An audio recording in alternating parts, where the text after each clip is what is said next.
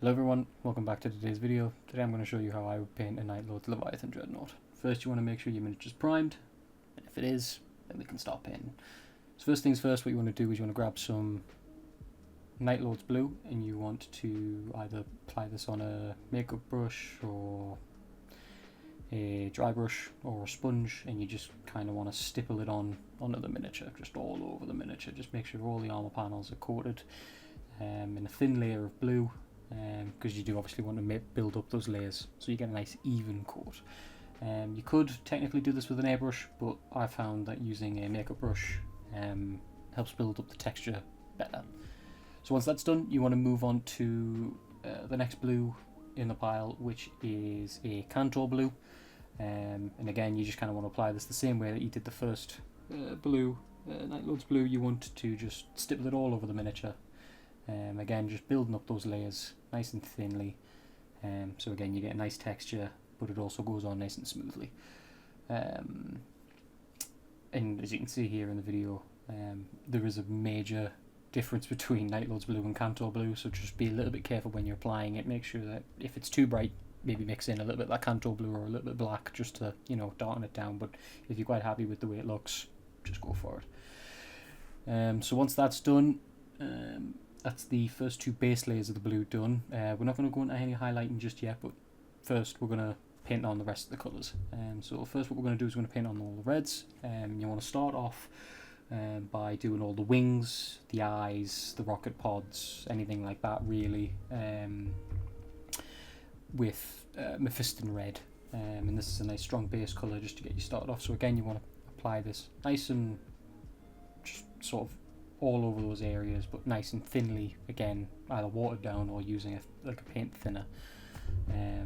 Personally, I use a little bit of water just to thin it down because it's easy, and it makes the paints go along quite smoothly. But yeah, as you can see here in the video, I'm just painting all those like little wing areas, including the one on the chest and the one on the what I would call the shoulder area of the Dreadnought, with the first layer of red, and then obviously you want to build it up from there. As you can see, as the transition's done, build up those layers nice and so they're nice and vibrant.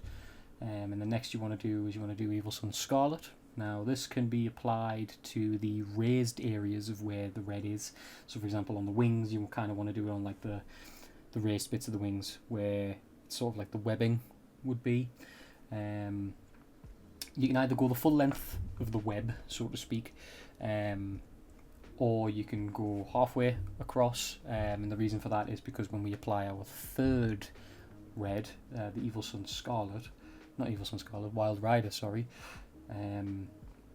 it'll only be on the brightest areas. So if you want a little bit brighter area coming into the wing, then you go about halfway with this, and then you just go a little bit further in with the Wild Rider, which you're about to see now. I believe I recorded that bit. I might not have captured that bit. I might have just skipped past it by an accident. Oh no, I did.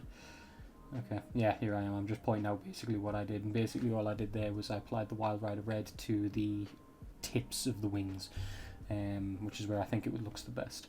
Now the same goes for the eyes. You want to build up the eyes nice and slowly, so you obviously want to start with Mephiston red, build up a little bit into you want to build up a little bit from Mephiston into Wild Rider, not Wild Rider, Evil Sunz, sorry, get my paints mixed up. You want to build up a little bit into Evil Sunz, and then you want to go even a little bit smaller again into Wild Rider, and then just to finish it off you want to add in some pallid witch flesh, just like little dots, just to kind of give the effect that it's a little bit glossy, like on the eyes. Next, what we're going to do is we're going to go into the bones and skulls. So we want to start off by using some XV88. I found that when I use XV88 to base coat my skulls, as well as any bones or anything like that, or claws or whatnot, the next set of colours always goes on a little bit better. Don't know why. Maybe it's just the because it's like already sort of quite a nice base coat anyway, and then when you're building up from bone or like trying to build a bony type colour, it's already a nice dark bone style type of colour, that really helps to transition from dark bone to light bone and then to lightest bone, if that kind of makes sense. So once all the skulls in here, like all that area is sort of been covered, then obviously you want to move on to Balo Brown, which again is a lighter style, sort of bony-ish type of colour, or sandy type colour is probably the better term for it actually. But you don't want to apply this over the whole area. You just, again, you kind of want to pick out the areas where you think it'll be the lightest. So normally it's just the front end of it. It's probably going to be the lightest. Any sort of raised areas is probably as well. It'll be where it'll be the lightest. And again, you just kind of want to take your time building up those layers, nice and thin. Sometimes 2, maybe even three coats will do you just quite nice. And then finally, what you want to do is you want to add just a small amount of Screaming Skull to all of those areas where it's got the sharpest types of corners. Now I don't know, yes I do show you it, okay.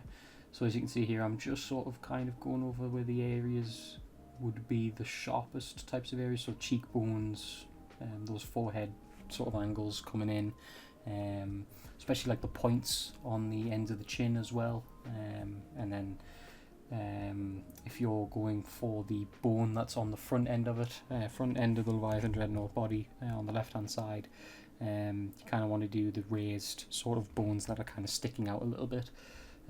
Now I know you can't exactly see this here, but trust me, once I pull the miniature back from the camera you'll be able to see it.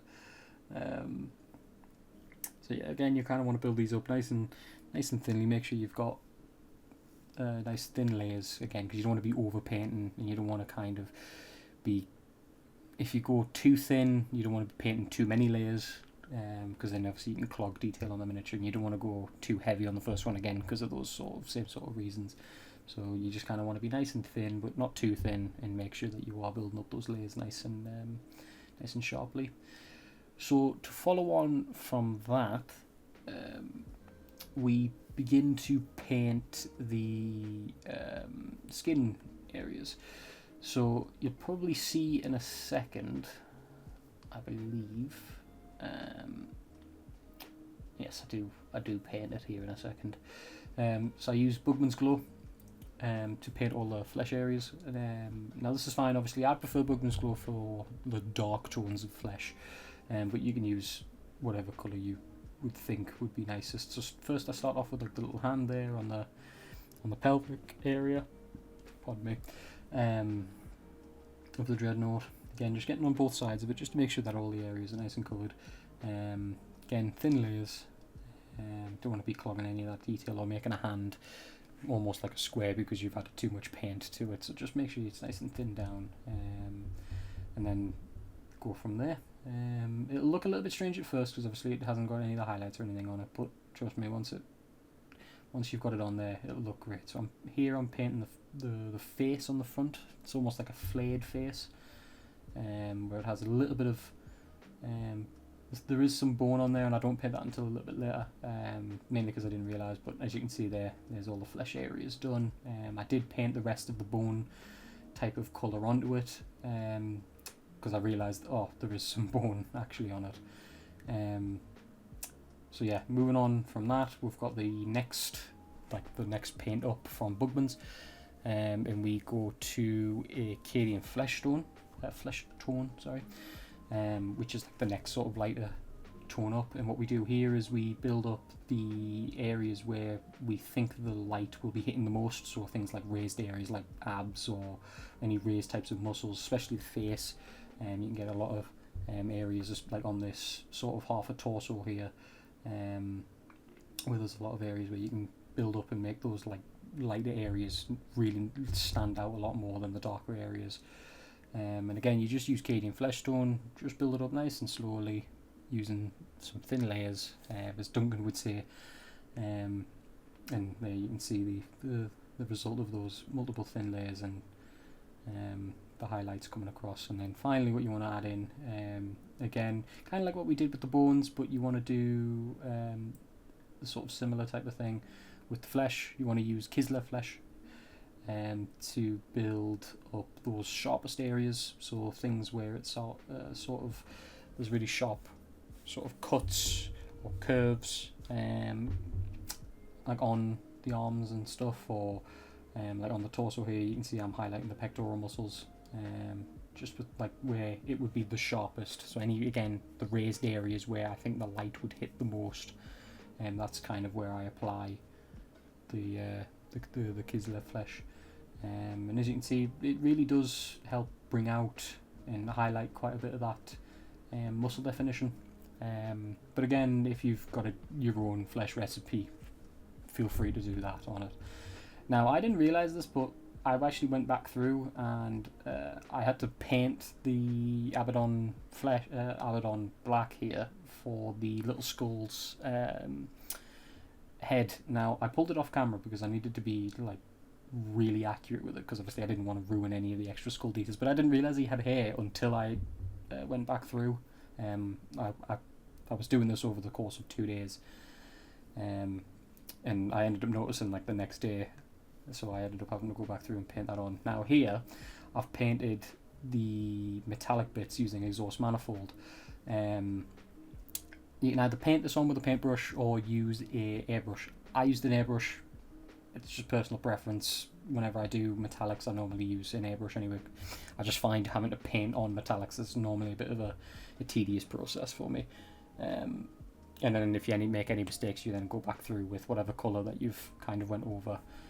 But here, I'm showing you how to do some of the OSL, because I didn't actually record how to do the OSL lights, the red ones. So basically what you want to do is you want to start off with a little bit of white in the areas where you want the OSL type of glow to appear. Then you pick out another colour, so I use white for the white area, and then for the orange type of glow effect that I wanted. I believe it's called Amaranth Red or something, which is what I went for. So that gives that nice type of orangey glow. But the same could be applied for the red. You just choose whatever red you like, make sure it's nice and thin using an airbrush, and just spray it in gently, but obviously not too harsh. Here, as you can see now, what I've done is I've glossed the entire miniature, and this is because now I'm going to be applying some oil colours. So you want to mix together those oil colours using a little bit of solvent, and then apply it over the whole miniature once the gloss is dried. After about 10 minutes, you want to take it off using some solvent and a little bit of like a Q-tip, and you just kind of want to rub it off, so then it gets it all off, like so there's no build up or anything like that. And then what you want to do, you want to leave it overnight, and then you want to once it's dry, you want to hit it with a matte varnish. You want to make sure to like lock in all of those colours and make sure that we aren't going to be rubbing anything off with the oils from our fingers or anything like that.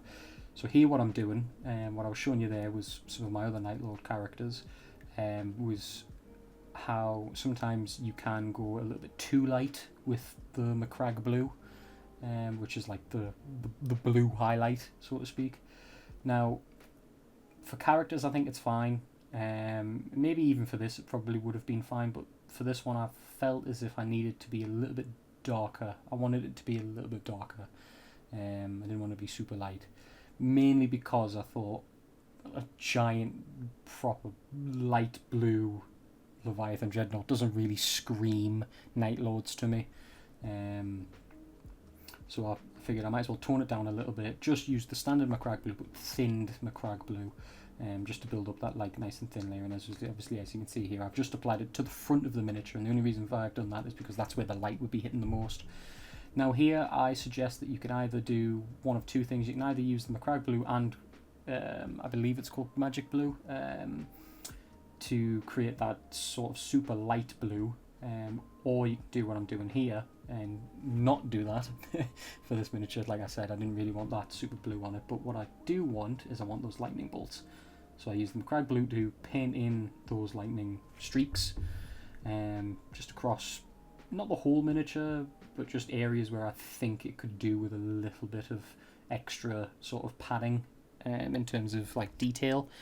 So a little bit next to that skull, a little bit obviously around that sort of, around like where the hand is, and a little bit on that left hand knee.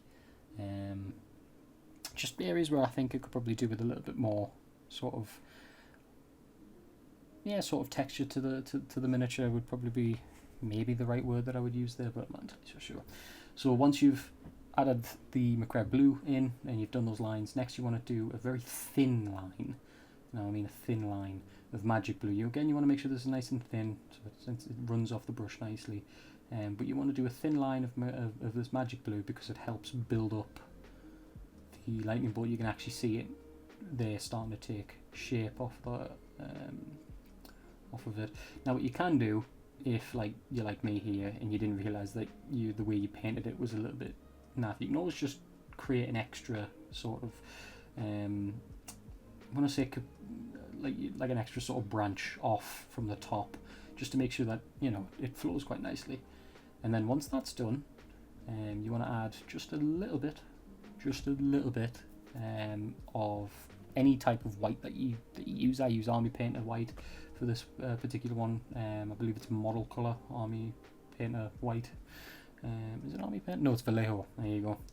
It's Vallejo white model color is what I use. And just as you can see here, I'm just dotting it on those sort of areas, rubbing off any excess that might be too much where I've got it. But sort of, you kind of want to just put it in those areas where it's like either at its sharpest or you've sort of got intersecting lightning bolts, because that then just kind of highlights the areas where the lightning would be at its strongest. And as well, here at the start on the upper shoulder here, or the upper left hand side of the torso, you can see that are highlighted right at the start of the lightning bolt, and that's because again that's where it would be brightest. So once this is done, I believe that is everything. Yes, I believe that is. So just make sure again you just add in thin enough layers, but yeah, there you go. That would be the miniature finished. So yeah, this will be the final shots of the miniature. This is the miniature on its base. I do have a video coming out for the base at some point. I've got it recorded. I just need to edit it and put it all together.